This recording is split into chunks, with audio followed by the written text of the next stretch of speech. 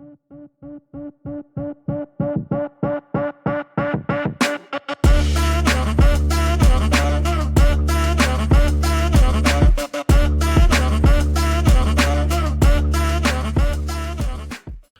and welcome to Exothermic Plays Games. I'm Exothermic and the date today is Tuesday, February 20th, 2024. That means it's the 51st day of ranking my favorite video games through each day of the year. Coming in at number 316 is Puzzle Quest Challenge of the Warlords.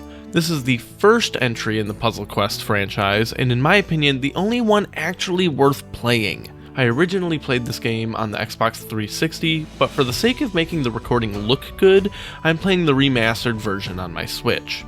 Puzzle Quest is a Match 3 JRPG, which in 2007 may have been a brand new sentence. Move around a world map from location to location, accepting quests to complete for rewards.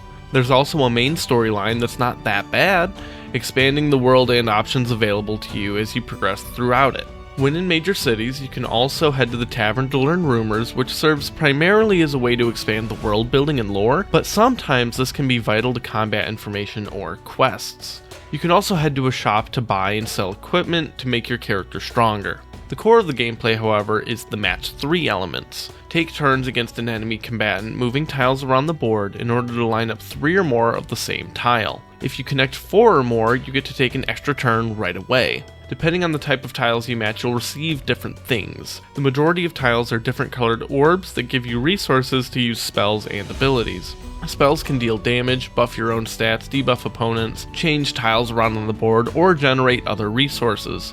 Be careful about your spell usage though. If you wait too long and run out of available moves on the board, you lose all of your banked mana. There's also gold tiles that give you the currency you need to buy from the shop, and skulls that deal damage directly to the enemy. The last kind of tile is a purple star badge thing. Those give experience points which you need to level up your character. Don't worry that you need to match those in order to progress later in the game or anything. You'll get experience from other sources as well. When leveling up your character, you get 4 points to spend on increasing different stats. It's not 1-to-1, however.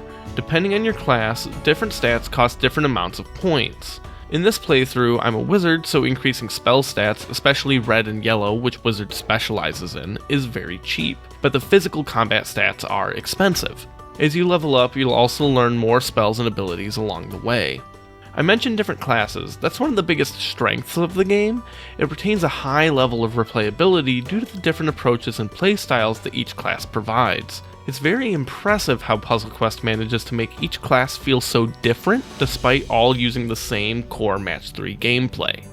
As you progress through the game and start to get more gold to spend, you can start building up your citadel, buying buildings that allow you to expand the things you can do in the game, such as the dungeon that lets you capture monsters and even ride some of them as mounts.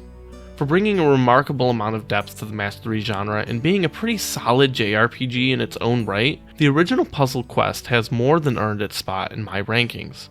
Join me tomorrow as I talk about the 315th game on my list, where I, like Derek Zoolander, am incapable of turning left.